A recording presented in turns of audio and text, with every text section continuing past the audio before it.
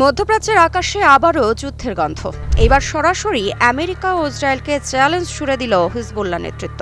Lebanon থেকে দেওয়া এক ভাষণে ইরানকে সম্ভাব্য যুদ্ধে বিজয়ী শক্তি হিসেবে তুলে ধরলেন হিজবুল্লাহর মহাসচিব শেখ নাঈম কাশেম। সংবাদ মাধ্যম মেহের নিউজের বরাতে জানা যায়, সম্প্রতি এক ধর্মীয় অনুষ্ঠানের মঞ্চই হয়ে উঠল ভূরাজনৈতিক বার্তার প্ল্যাটফর্ম। সংঘাত এলে ইরান জিতবে, এই এক বাক্যই বাড়ল আঞ্চলিক উত্তেজনার উত্তাপ। হিজবুল্লাহর মহাসচিব শেখ নাঈম কাশেম ৩রা ফেব্রুয়ারি এক ভাষণে জানান, সম্ভাব্য সামরিক মুখোমুখি পরিস্থিতিতে ইরান যুক্তরাষ্ট্র ও ইসরায়েলকে পরাজিত করার সক্ষমতা রাখে। ইরান ও যুক্তরাষ্ট্রের মধ্যে উত্তেজনা চরমে পৌঁছেছে। যে কোনো সময় তেহরানে মার্কিন হামলা হতে পারে বলে আশঙ্কা করছে দেশটির প্রতিবেশীরা। ঠিক এমন সময়ই হিজবুল্লাহর মহাসচিবের এই বক্তব্য বিশেষ গুরুত্ব বহন করে।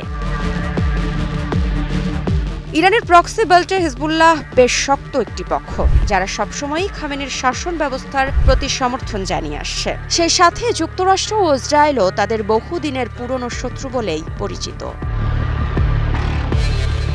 ইরানের পাশাপাশি নিজ দেশের স্বার্থের কথা বলেন হিজবুল্লাহর মহাসচিব। আমরা আমেরিকান আধিপত্যের মুখোমুখি হচ্ছি, যা বিশ্বেই ছড়িয়ে গেছে। আমরা কি আমাদের অধিকার ও স্বার্থের সাথে আপোষ করে এই আধিপত্য রোধ করব, নাকি আমরা আত্মসমর্পণ করব এবং আমাদের ভূমি এবং সার্বভৌমত্ব ত্যাগ করব? এমন প্রশ্নও তোলেন শেখ নাঈম কাশেম। হিরন আরও মিনারেল ওয়াটার মাত্র 50 পয়সায় প্রতি লিটার। যদি ইরানের সাথে যুক্তরাষ্ট্র ইসরায়েলের যুদ্ধ বাধে, তবে সেই প্রেক্ষাপটে লেবাননের হিজবুল্লাহ ইরানের সমর্থনে যুদ্ধে জড়াতে পারে, এমনটাই মত বিশ্লেষকদের। তাই হিজবুল্লাহর মহাসচিব যখন বলেন যুদ্ধ শুরু হলে যুক্তরাষ্ট্র ও ইসরায়েলকে পরাজিত করার শক্তি রাখে ইরান, তা নিঃসন্দেহে বেশ তাৎপর্যপূর্ণ এই সময়ের জন্য। মৃত্তিকা সিনহা বিশ্বাস, নিউজ 24।